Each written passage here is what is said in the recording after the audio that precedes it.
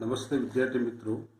Silver bells Mansarovar Palanpur school के online education programme में आपका दिल से स्वागत है। आज हम स्टैंडर्ड 8 सब्जेक्ट हिंदी, टॉपिक है क्रिएटिव राइटिंग सेक्शन। ये सेम 1 का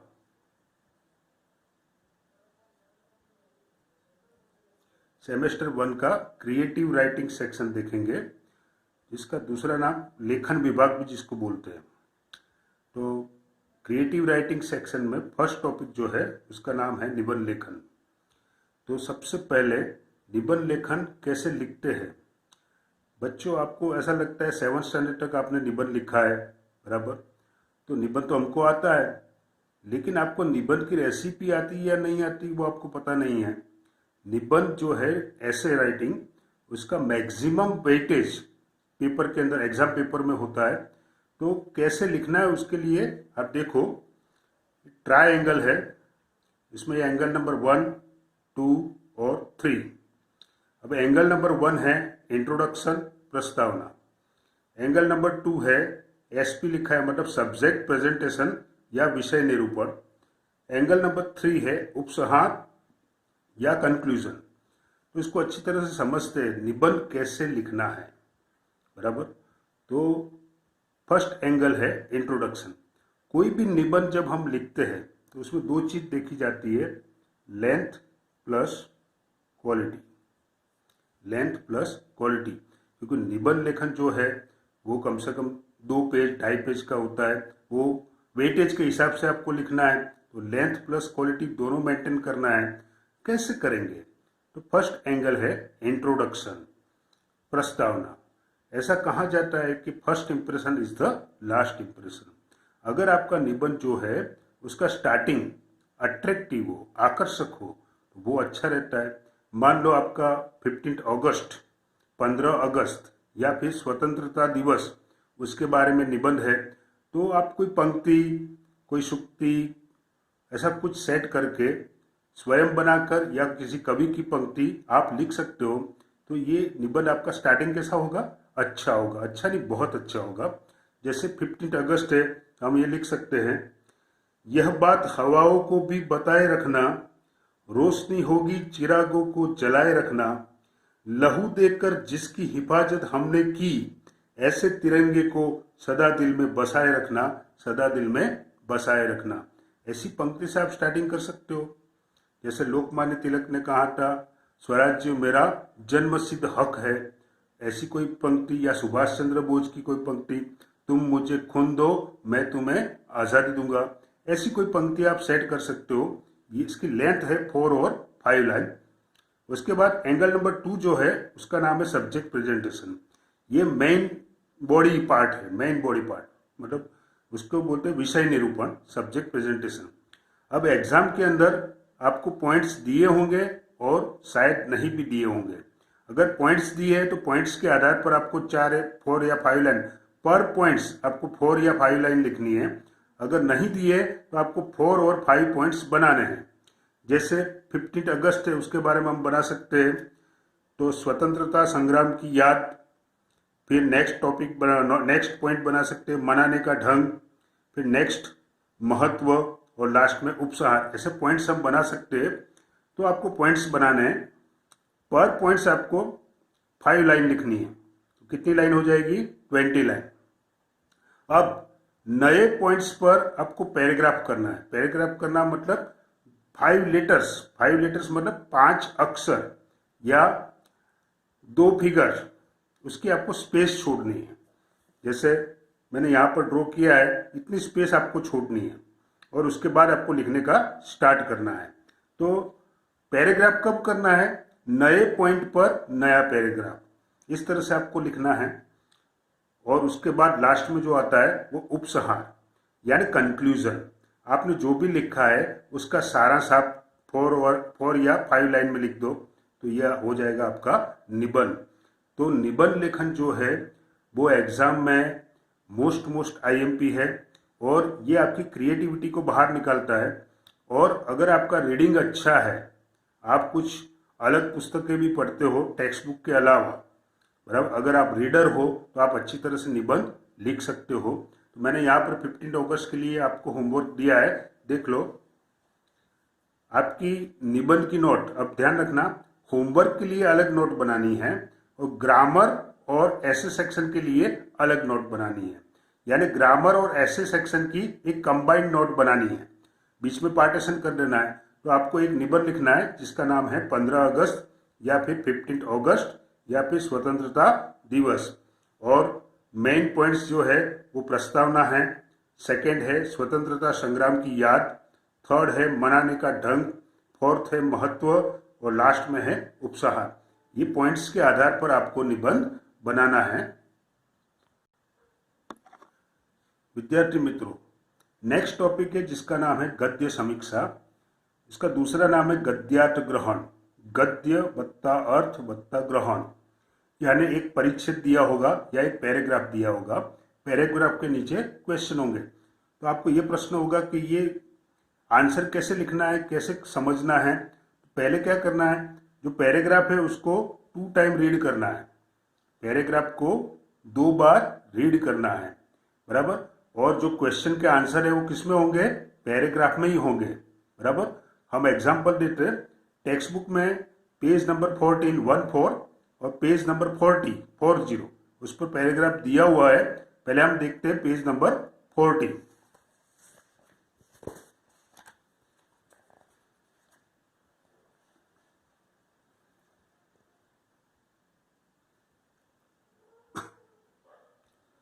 पेज नंबर 40 पर पैराग्राफ दिया है। क्वेश्चन नंबर 3, इस परिच्छेद को ध्यानपूर्वक पढ़कर दिए गए प्रश्नों के उत्तर दीजिए। कृषि वैज्ञानिकों के अनुसार एक अच्छा जंगल जैविक भंडारघर होता है। यह हजारों प्रजातियों के पौधों को उगाकर रखता है, जो बाद में चलकर बहुमूल्य हो जाते हैं। अगर हम जंगल को एक सीमा से भी ज्यादा छांटते हैं या खत्म करते हैं तो वे चीजें भी नष्ट हो जाती है जिनकी हमें कभी भी बहुत जरूरत हो सकती है। वह एक संभावित पौधा, खाने की औषधीय वस्तु या कोई उपयोगी चीज बनाने में इस्तेमाल होने वाली कोई जरूरी वस्तु में से कुछ भी हो सकता है। ये पैराग्राफ है। तो आपको ये पैराग्राफ क्या करना है, 2 बार रीड करना है। अब उसके पीछे क्वेश्चन दिए,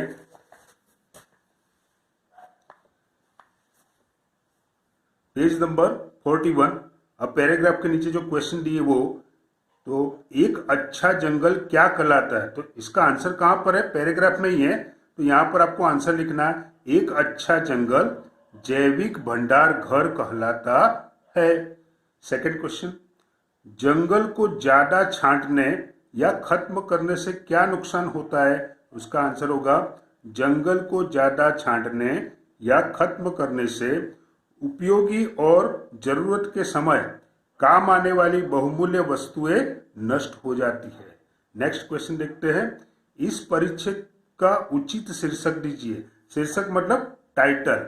अब जो टाइटल जब देना है तो टाइटल में आपको क्या याद रखना है, जो पैराग्राफ है उसमें जो मेन पॉइंट्स है जिस पर फोकस किया गया है, बराबर। आप जब पैराग्राफ पढ़ते हो तब आपको लगता है ये मेन पॉइंट्स है जिस पर फोकस किया गया है, उसको आपको क्या करना है, शीर्षक बना देना है। शीर्षक कैसा बनाना है, बहुत लंबा नहीं बनाना है, शॉर्ट एंड स्वीट। तो इसका शीर्षक क्या हो सकता है, जंगल की सुरक्षा। नेक्स्ट क्वेश्चन है, पर्यायवाची लिखिए। तो जंगल का क्या होगा, वन। घर है घर, घर का आवास गृह। बहुत तो क्या होगा, अधिक। अब नेक्स्ट क्वेश्चन जो है वो क्रिएटिव क्वेश्चन है। इसमें लिखा है, इस परिच्छेद आधारित 2 सवाल बनाइए। यानी आज तक आप क्या करते थे, क्वेश्चन का आंसर लिखते थे। आज आपको क्या करना है, क्वेश्चन लिखना है। जब आप अच्छा क्वेश्चन बनाओगे, एकदम मोस्ट टचेबल क्वेश्चन बनाओगे, तो उसके आपको मार्क्स मिलेंगे। यहाँ पर क्वेश्चन हो सकता है, क्वेश्चन नंबर 1, जंगल हमारे लिए महत्वपूर्ण क्यों है। और सेकंड क्वेश्चन बन सकता है, जंगलों की सुरक्षा क्यों आवश्यक है। ये पैराग्राफ जो है वो पेज नंबर 40 पर और 41 उस पर दिया है, ये आपको लिखना है।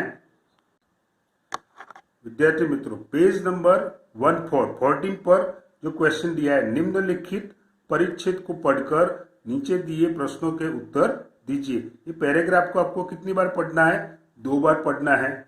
और नीचे जो क्वेश्चन दिए हैं, क्वेश्चन नंबर 1 to 6, उसके आंसर कहाँ पर मिलेंगे आपको? यहाँ पर इस पैराग्राफ में। और जो टाइटल है वो कैसे लिखना है? इसमें जिस बात पर मेन फोकस किया गया है उसको आपको टाइटल बना देना है। ये आपको स्वयं करना है। तो आपका होमवर्क क्या होगा? गद्य समीक्षा लिखनी है, उसमें टेक्स्ट बुक, उसमें पेज नंबर 14 पर जो पैराग्राफ दिया है और जो क्वेश्चन दिए उसके आंसर लिखने हैं। पेज नंबर 40 उस पर जो पैराग्राफ है और आंसर दिया है वो, यानी आपको 2 गद्य समीक्षा लिखनी है। मीठे बच्चों, नेक्स्ट टॉपिक है जिसका नाम है कहानी लेखन। आपने बचपन में दादा दादी के पास से कहानी सुनी होगी, शायद अभी भी आपको कहानी दादा दादी सुनाते होंगे। तो आपको कहानी लेखन करना है, स्टोरी राइटिंग। और स्टोरी राइटिंग जो है वो 3 स्टेप में है।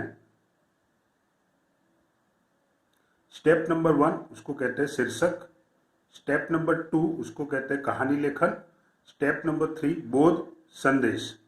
बराबर 3 स्टेप में ये कहानी, मतलब पेपर के अंदर एग्जाम पेपर में क्या होगा? पॉइंट्स दिए होंगे, पॉइंट्स के आधार पर आपको कहानी बनानी है। बराबर। और कहानी को टाइटल देना है, कहानी लिखनी है और लास्ट में आपको क्या करना है? बोध। ये तीनों 3 स्टेप आपको हाईलाइट करना है। शीर्षक तो सेंटर में लिखना है, बराबर, अच्छी तरह से दिखे ऐसा लिखना है। और बोध जो है उसको ब्लॉक बना दो, ऐसे करके बोध लिखो, बोध अलग से लिखना है। ये कहानी में 3 स्टेप होते हैं। स्टेप नंबर 1 शीर्षक, स्टेप नंबर 2 कहानी लेखन, स्टेप नंबर 3 बोध या संदेश। आपकी टेक्स्ट बुक में पेज नंबर 15 पर देखते हैं।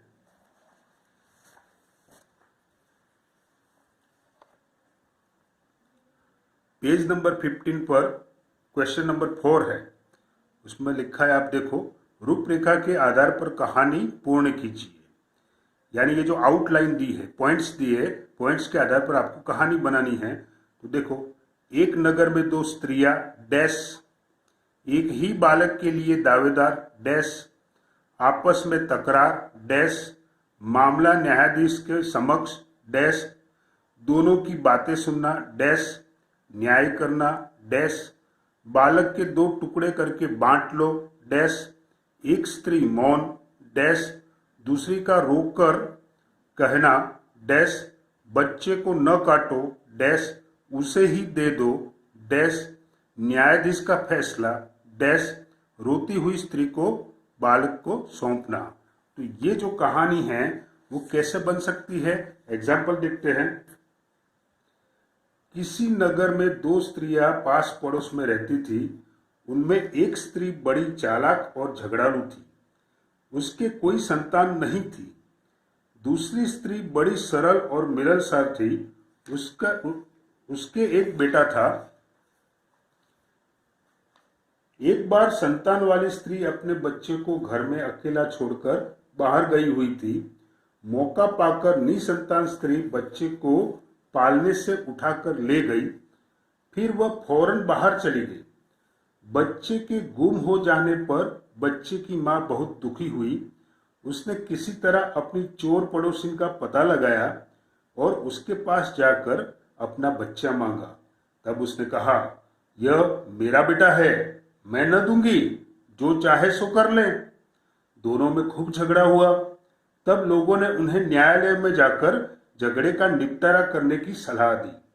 आखिर दोनों स्त्रियां न्यायाधीश के पास पहुंची, यानी कोर्ट में गए। बच्चे पर दोनों का एक सा दावा देखकर न्यायाधीश ने अपने कर्मचारी को आदेश दिया, इस बच्चे के 2 बराबर टुकड़े करो और एक एक दोनों स्त्रियों को दे दो। न्यायाधीश ने क्या किया? युक्ति लगाई, आइडिया लगाया, जिससे सही डिसीजन मिले। न्यायाधीश का फैसला सुनकर निसंतान स्त्री तो चुप रही, पर बच्चे की मां रोकर कहने लगी, हुजूर, आप बच्चे को मारिए मत, चाहे तो उसे ही सौंप दीजिए, इस तरह मेरा बेटा जीवित तो रहेगा। चतुर न्यायाधीश फौरन समझ गया कि दोनों में सच्ची मां कौन है। उसने सच्ची माता को उसका बच्चा सौंप देने और निसंतान स्त्री को हिरासत में लेने का हुक्म दिया। तो आपको पता चला कौन सी स्त्री सही है जिसने कहा ना कि भाई ये बच्चा उसको दे दो, उसको सौंप दो, कम से कम मेरा बेटा जीवित तो रहेगा, तो वो सच्ची स्त्री है, उसका ही बच्चा है। तो इसकी सीख क्या मिलती है? तो हाँ, न्यायाधीश ने उसको बच्चे को उस जो सही स्त्री थी, जो बच्चे की माँ थी, उसको सौंप दिया, और जो निसंतान स्त्री थी उसको हिरासत में लेने का हुक्म दिया। सीख उसमें जो बोध है, मैसेज है, क्या है? आखिर सत्य की ही विजय होती है, सत्यमेव जयते। तो ये कहानी आप बना सकते हो, बराबर। तो मैं आपको होमवर्क में दे रहा हूँ, ऐसे सेक्शन की नोटबुक में कहानी लेखन करके आपको ये कहानी, ऐसे पॉइंट्स लिखने हैं और फिर कहानी आपको बनानी है। कौन से पेज पर है? Page number 15। थैंक यू, आभार, धन्यवाद।